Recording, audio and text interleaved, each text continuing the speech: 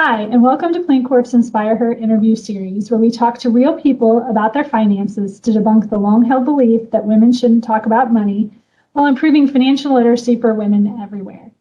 I'm Sara Gelsheimer, a senior wealth manager at Plancorp, and I get to work with individuals, couples, and families every day who want professional guidance on how to invest, budget, and plan their financial success. InspireHer is an initiative we started at Plancorp over 5 years ago to build financial literacy among women after years of firsthand witnessing the gender divide when it comes to financial management.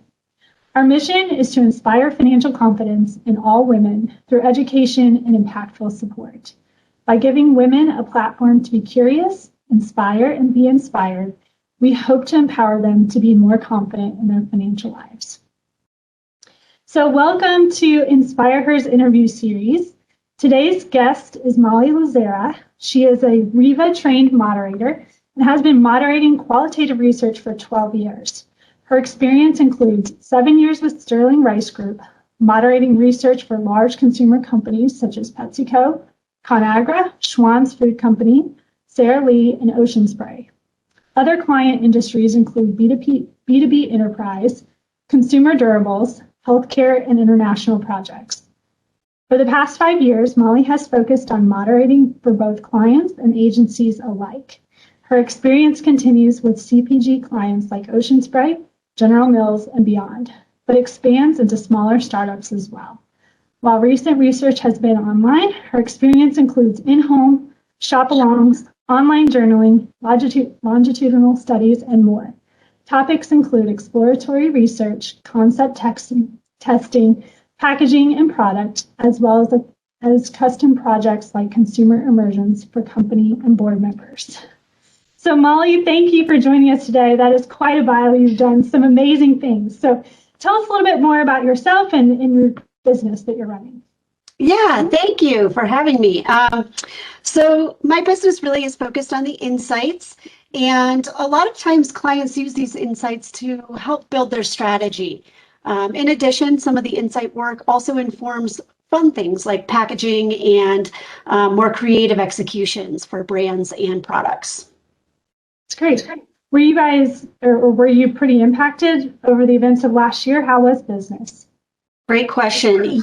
Initially, yes. I feel like everybody felt the initial pause and shutdown, if you will. But fortunately, consumer goods still did pretty well, and innovation did not stop. So these companies still needed a lot of insights work and to better understand what was happening in the consumer lives. In addition, I do think because of the different changes from COVID, there's more need, in fact, for insights and research to understand how it was impacting consumer behavior. Yeah, it's been so interesting to see the different industries. Some have actually benefited during this time and others were really negatively impacted. So I'm always curious to hear how different businesses have hopefully thrived during the last year. Now, I will say I usually open this up with a very random question just to learn more about you, and I completely forgot. So you're not going to escape without it. So here's my random question for you. What's the most embarrassing fashion trend you used to rock? Oh, well, there's several. But if everybody out there remembers the parachute pants days that were very stylish, I had a lot of those. Thank you to MC Hammer for starting that. And I also pegged my pants all the time. You what? The pegging of the pants, the tight rolling. We used to call it pegging. Okay. But you tight roll your jeans, which ultimately makes them a version of parachute pants. Yeah. Yeah, there are some fashion trends I'm very glad have passed. And that is one that I'm glad, although we're kind of comfortable, but fair. All right. So Molly, I would love to hear what is one of the biggest challenges that you faced with your business? Yeah, there's a couple. I think from a financial standpoint, one of the things that was certainly hard was moving from a paycheck that was easy to budget from to some flexible income where you weren't sure when and how the income was going to come. And so I think that certainly was a challenge for me, in addition to understanding cash flow, because the cash flow issue of when and where those payments were coming varied by customer as well. So I think those are some of the biggest challenges, especially with research where there are some out-of-pocket costs associated with the research being done. So how to manage the money going out when money was not necessarily coming in right away. So Sure. I think, over time you get better about billing terms and understanding how to manage some of those things, understanding how certain clients work is also helpful, which just sometimes takes some time in negotiation, but it was definitely a challenge. That is probably the most common challenge that I've heard from business owners. So you are definitely not alone. I'm curious, because that is such a common thing that's come up. Have you used anything in particular that's helped you manage those cash flows, or is it really just from years of experience that you've been able to kind of figure out? Yeah, that's a great question. In fact, I wish I had something a little bit more formal to use or to help with some of those things, because it's been really just me figuring it out. And I think it continues to be a challenge, especially if I'm very busy and working on 3 or 4 projects at the same time. On paper, it looks great, but I may be having 3 or 4 projects worth of expenses happening simultaneously as well. So, I feel like I am constantly looking for more solutions to help with something like that. Or different ways to negotiate, quite frankly, Sure. in a way that doesn't feel nitpicky, I guess you would say. Yeah, no, that's really great. Like I said, that is one of the most common things I hear is cash flow management, and really just even from a personal perspective, I think it's a really tough thing to go from getting a paycheck every 2 weeks that you know what it's going to be to having variable income in general. I mean, that alone is a challenge for a lot of people. Yeah, for sure. So can you tell us about maybe one of the biggest challenges, financial challenges, that you faced in your personal life and maybe how you overcame it? Yeah, so we've had some fun, if you will, in terms of our personal finances. The day that my son was born, my husband was laid off, and so I was about to go on maternity leave, which at the time I worked for a company and we only had 6 weeks paid leave, not a 12-week program. So we were about to have 6 weeks of no income at all, and lots of medical bills, obviously, with a newborn. And, fortunately, we had saved money, so we were able to manage within that. And I was also able to go back to work early, which is not ideal from a female perspective, certainly, but we really just tightened down and we really budgeted and thought about when and where and how we were spending money. We weren't able to send our son to daycare, things like that. And so it definitely changed the way that he experienced his first, if you will, 6 to 8 months of life versus the way my daughter experienced it, which felt a lot easier. So that was a big challenge in terms of just, again, back to money management. But, I think that the biggest thing was an immediate feeling of tightening down, and thankfully we had saved to help absorb some of the costs. That's good. Yeah, I think kind of going back to the earlier conversation about COVID, I think that's one of the big things that was really brought to the forefront during that time, was just how important it is to have that stash of money on the side for unexpected events like a pandemic or being laid off your job. The day your son is born, I cannot not imagine your husband losing his job that day. Gosh. So I'm glad to hear you guys, had some savings on hand and figured out a plan to get through that. And clearly you've done okay, but I think that's great for other people who may be in a similar situation. So thanks for sharing that. Yeah. So I'm curious, you've mentioned your husband. How have the two of you divided up financial tasks between the two of you? So that's also a fun question. So I typically do a lot of the day-to-day bookkeeping, if you will, for lack of a better word, because I have a business.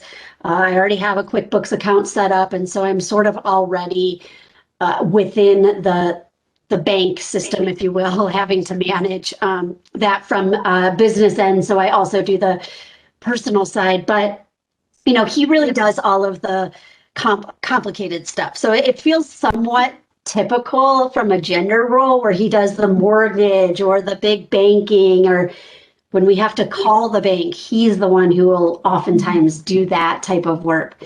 Whereas I kind of do the day-to-day bookkeeping.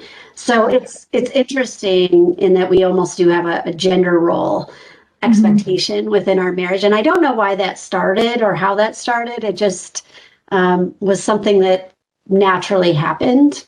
But I would also say that because everything's on auto draft anymore, it's taken a lot of the day-to-day pen to paper, if you will, work that I used to do away. Sure.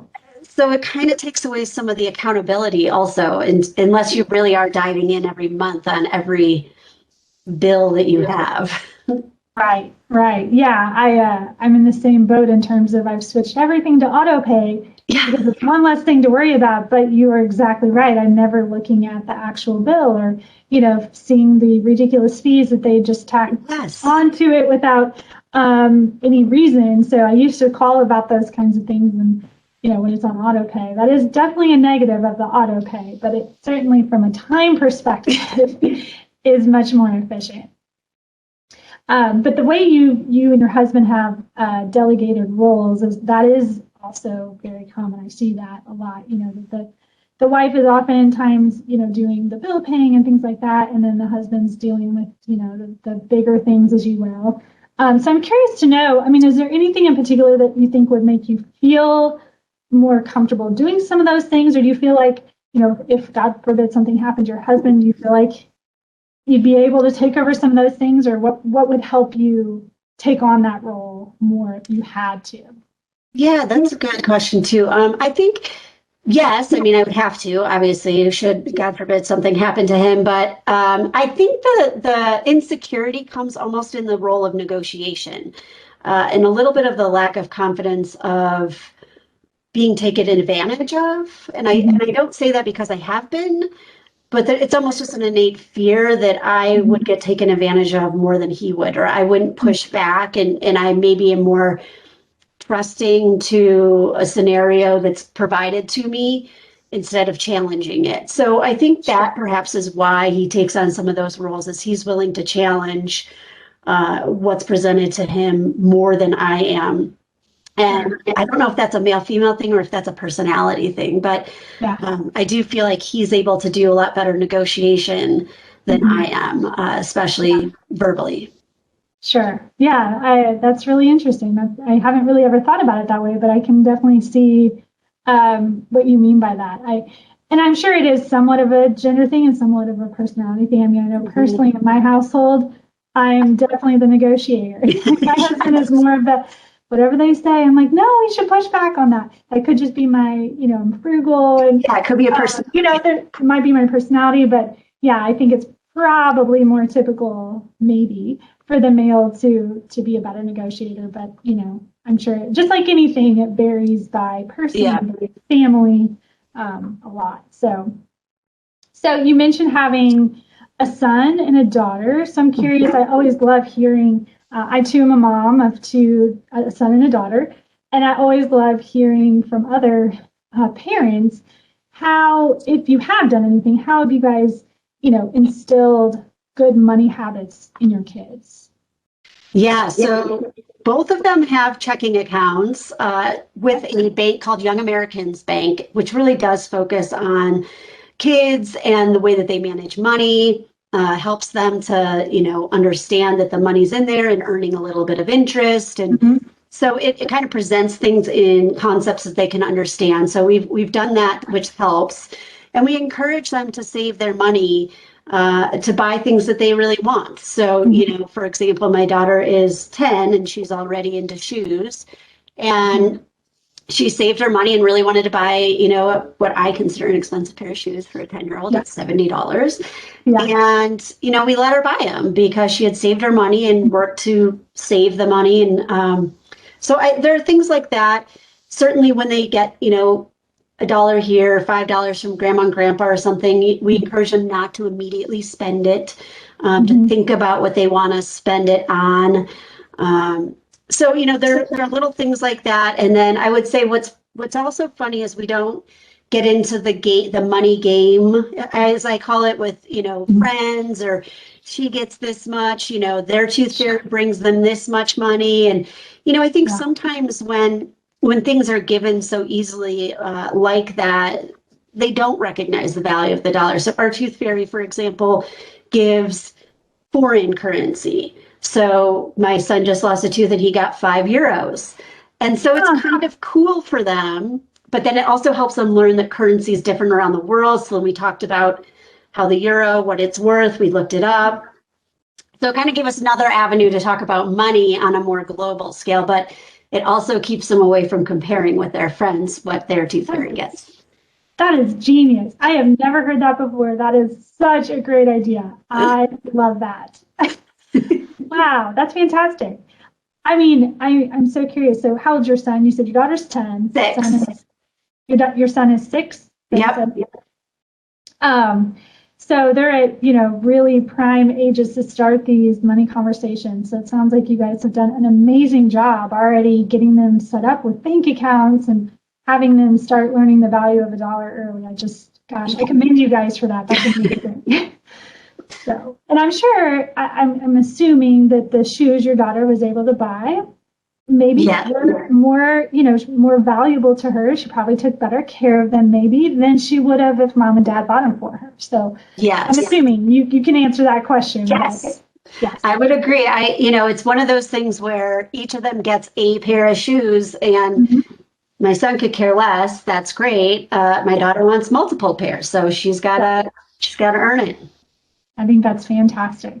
My oldest is 3.5, and we actually just had him last night for the first time help clean up dishes after after dinner, and told him we'd give him 50 cents. So, he's trying to at least get a Hot Wheels car, which is about $1. So I'm like, you can actually go buy something after a couple nights of helping. So start them young, right? Yes.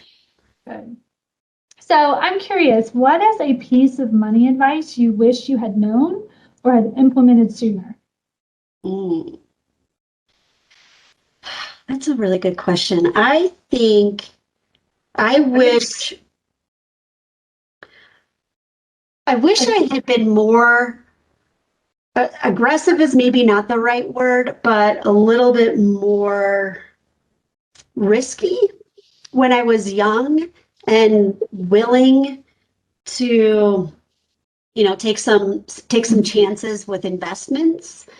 So I think I'm naturally a little bit more conservative, but because if you're investing young, you can be a little bit more risky and you can take some chances. And, I think you do lose some, but, you're going to win some too. So I think I would have liked to have learned a little bit more about truly investing instead of just blindly donating to my 401k, which, you let the system do it for you, which is great. But I think I would have liked to get into true investing strategies earlier. Yeah, that's so great. It's great advice. It's one of my pet peeves, and I won't go off on a whole tangent here too much, but I do wish there was some type of financial literacy or in basics on investing that are required, in high school and in college, because ideally everyone's going to be making money at some point in time. So having a better idea of what to do with that money is so important. And like you said, the earlier you start, the riskier you can be. And if you look at any of those compounding charts that shows you the earlier you start, I mean that the power of compounding is huge. So the earlier you can do that, the better, of course. So I think that's probably something that a lot of people would say is wishing they had invested more when they were younger or taken. And I think you brought up a really good point about finance. I wish I would have taken more finance classes, or at least a couple finance classes. I mean, I took a couple accounting classes, but true finance classes, I think, could really benefit everybody, especially if you're going into any sort of business. As a math major, theoretically, I should know things better, or I'm expected to know things better, but I didn't take any formal finance classes, and I really do wish I had. So I think that's a great point, that There should be some sort of requirements to take finance or investing, something to give people a financial foundation as they move into the real world, if you will. Yeah, I could not agree more. Yeah. Yeah, it's such an important aspect of life, that just having that foundation, like you said, is so important. So couldn't agree more. So any other last, tidbits you want to share? Anything else you want to talk about today? No, not for me. Okay, well, great. So last question for you. I would love to hear, what is your first money memory? Oh, so I have a good one. So my grandfather was very into saving, and he's the one who first told all of us grandchildren that when you get a job, you put 10% of your paycheck away from the very beginning, and you'll never know what life is like to have it if it's gone from the get-go. So he was the first one to tell me that. But the first money memory from him was when we were kids, he sat us down and made us read The Richest Man in Babylon. And he has framed a portion of that for all of us grandchildren and instilled in us the importance of saving and money management and being smart with your money. And he oftentimes would scold us when we would spend our $10 on a poster. So we still did it, but he was not happy about it. Yeah. Wow. Well, that is fantastic. I mean, not many people get some really hands-on financial learning from parents, and certainly not from grandparents. So that's just amazing. Clearly it's done a great job because you've already passed that knowledge on to your children. So that is a gift that keeps on giving. It is. And he's given each of them a framed Richest Man in Babylon. That is amazing. That is so fantastic. Well, good job to your grandfather. That's great. Well, Molly, thank you so much again for joining us. This has been so great hearing more about you and your financial journey. So again, I just so appreciate you being with us today. Well, thank you for having me. This was a lot of fun. Good. Thanks.